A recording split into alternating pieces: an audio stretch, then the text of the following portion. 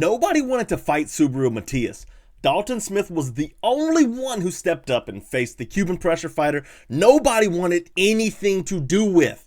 But this wasn't just about the belt. In a division packed with elite names, Dalton Smith needed more than just a win. He needed to announce himself.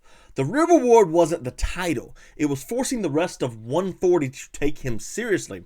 With Teofimo Lopes, Keyshawn Davis, Lamont Roach, and others still looming, Dalton Smith has more to prove than he has already answered. I'm not here trying to tell you that Dalton Smith is the best fighter at 140.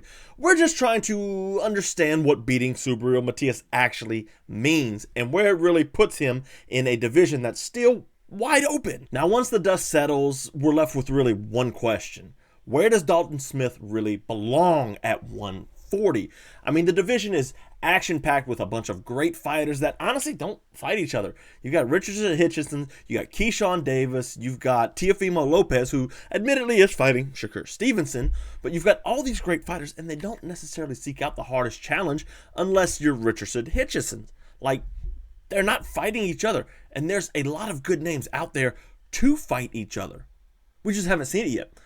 So the fact that like nobody wanted to fight Subriel Matias, can't blame him if you want to know the truth. Did you watch the fight? Do you watch him ever fight? Like, Subriel Matias is not an easy fight for anybody. So like that's the type of fighter that a guy like Teofimo Lopes is like, I'll steer away from him because that's a really hard fight that doesn't bring me much gain like legacy wise. Even though Subriel Matias might be the hardest fight in the division if Shakur loses to Teofimo Lopes and goes back down. If this is the kind of boxing conversation you're here for, subscribing is the easiest way to make sure that keeps happening. 140 is a tough division to be champion in. And you've got names like Ryan Garcia coming out too. If he goes to 140, no telling what he's going to do anymore. But there's so many names here. Isaac Cruz is kind of there, kind of not. Lamont Roach, like I mentioned. Adam Azim's kind of making some noise, And now you've got Dalton Smith. So, like, Subriel Matias is avoided like the plague. Nobody wanted to fight him. Like Liam Paro had to fight him and had to clinch for his life to win. You don't see Teofimo Lopes lining up to face Subriel Matias. You don't see Keyshawn Davis lining up to face Subriel Matias. He's fighting Jermaine Ortiz. You don't see Richard Hitchison, who would take the fight. You don't see him actually taking that fight. We let the businessmen get involved for that, and that's not a good idea. But he's avoided like the plague. Like, nobody wants anything to do with him. And you kind of can't blame him. You kind of can't blame anybody for not wanting to fight a guy like Matias. But somebody that wants their way in and wants to prove, hey, I'm him and nobody wants to face me, so I'm going to face the scariest man in the division. Somebody like, Dalton Smith. That's exactly the type of fighter that needs a Subriel Matias. Oh, this guy, the biggest guys don't want to fight him, but I did. I fought him. And not only did I not only did I fight him, I fought him in his game, at his own game. I beat him at his own game. Scary as that is with a Subriel Matias. Because Matias is one of my favorite fighters because he's just literally like an action fighter. I'm going to stand in the pocket and bang it out. But with the depth of 140, with how good a fighter is, because I rate Teofimo Lopes incredibly high. With how good this division is, it's like, where does Dalton Smith sit? And there's only two fighters I do put ahead of him.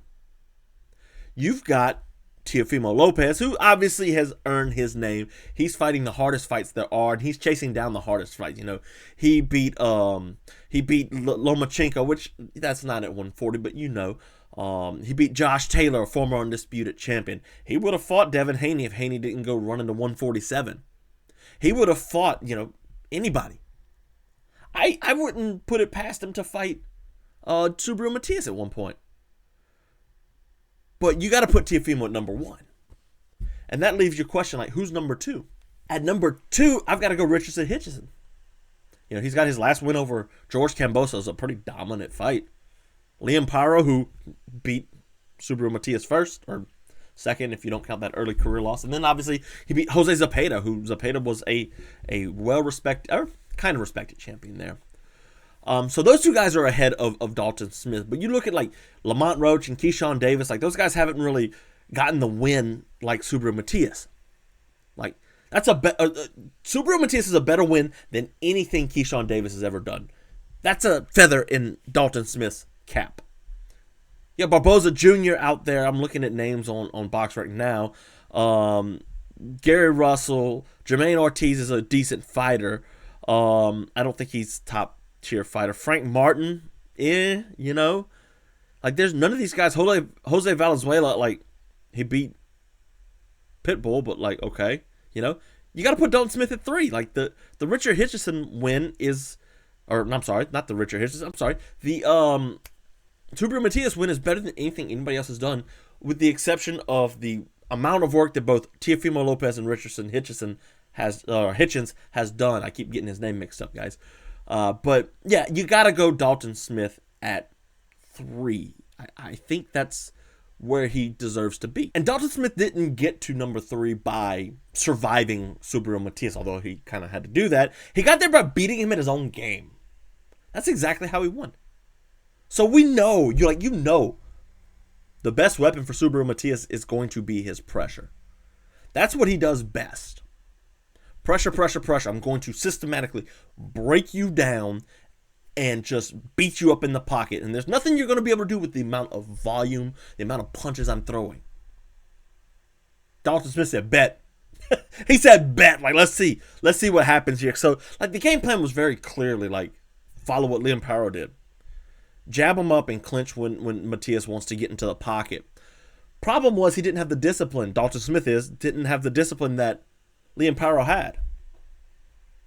He struggled keeping the clinch game going. He kind of got where he wanted to get in the pocket and fight. He wanted to get in there and bang it out with the banger. Usually it's not a good idea. Usually it's not a good idea. In round 1, Dalton Smith really did. He used his jab well, and his cross was right there for him. And it looked good. It worked well.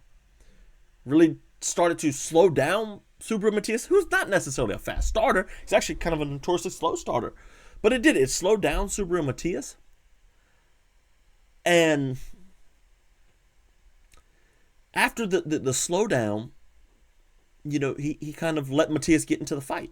And that's really what Matias always does. He kind of works his way into a fight and starts to work on his opponents. And Dalton Smith fell right into that trap. Like, he fell right into the Subriel Matias game plan of, I'm going to get in the pocket, I'm going to volume you, and we're going to slug it out, and you're not going to win this. Like, I dare you to go with me is what Subriel Matias' game plan always is. He wants you to go with him. He wants to dominate you. He wants to break you systematically down and just put the volume on him, as he does. That's what Subriel Matias does. That's why I like him so much.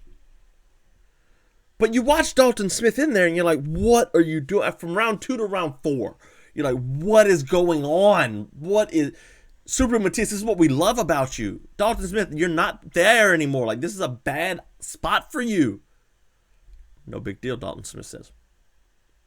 Clinching doesn't work. He gets in there. And then, you know, he looks, just when he looks like he's getting broken, where he's getting hurt, and he's backing up, and he's running and just trying to avoid a fight. Just when you're like, oh yeah, Matias is about to run away with this. This is not as exciting of a fight as I thought it was going to be. Just when you thought that. A jab and a cross. And then another jab and a cross. And Subriel Matias is wobbled. Uh-oh. You in trouble. Dalton Smith wobbles Subriel Matias. And Matias has a great chin. And he takes a lot of punishment. Sure, yes. Takes a ton of punishment. But he's not indomitable. Like, he's not invincible. You can't... He doesn't just destroy everybody and walk through. He's not Isaac Cruz. That's why I thought him versus Isaac Cruz was going to be such a good fight if they ever managed to book it. That's the fight I wanted to see, but we got Dalton Smith instead. That 1-2 and that 1-2 hurt Subriel Matias quick. He was shook. Looked like he was on baby deer legs. Bad off. So you got him wobbled, and then obviously a big right hand from Dalton Smith comes in and puts Subriel Matias on his back for the first time in the fight. and he's not able to recover in time. You know, he beats the 8 count and kind of gets up, but the ref doesn't like what he hears, and he waves the fight off. Now, that moment didn't just win him the title. It also reshaped the entire dynamic of 140 and Dalton Smith's list of future opponents. Like we said at the top of the show, 140 stacked. They got some really good names, namely Teofimo Lopes and Richardson Hitchins. You got Keyshawn Davis there too. Lamont Roach is a budding star. You've got all these names. And Dalton Smith announced himself to the division that I am him. I am not scared to face anybody. I just fought the scariest guy in the division. Lopez, you're not the scariest guy in the division. That's the statement that Dalton Smith was hoping to go out there and make. I'm not scared to fight Subriel Matias. I'm not scared to fight Teofimo Lopes. I'm not scared to fight Richardson Hitchins. I'm not scared to fight Pitbull if he's there. Ryan Garcia, Devin Haney. You put whoever in this division, I'm here to fight him. That's what Dalton Smith said. Now, whether that's the right thing or not, we don't know, but like, that's what a fight with Subriel Matias says. With how avoided he is. Nobody fights him. So, first of all, I don't think Richardson Hitchins takes the fight. I don't think, with Hitchins having a better resume with the Zepeda win, the Kambosos win, and the Liam Paro win. Like, the guy, Richardson Hitchins has already fought somebody that beat Subriel Matias. Why does he need to do it again? He's got that win by proxy, even though boxing math doesn't work like that, right? He's got that win by proxy. So he's not going to take the fight, though. He could take the Teofimo fight or the Shakur, whoever wins that fight on the 31st. That has something to gain for him, but Dalton Smith doesn't bring anything to the table for Richardson Hitchins. Keyshawn Davis could definitely use the fight, but he's fighting Jermaine Ortiz, who has already lost to, like, Lomachenko and, was it Shakur? I'm not Shakur. Teofimo. Anyways, he's got 2 losses, so that's a good win for Keyshawn Davis, but it's not a win like Subriel Matias would have been. And Teofimo's not going to fight him next. He's going to fight Shakur Stevenson, hopefully win that, and then he's going to go on and have a tune-up fight or two. That's how Teofimo works. He's a slow-moving fighter, and he takes a couple tune-ups in between each big fight.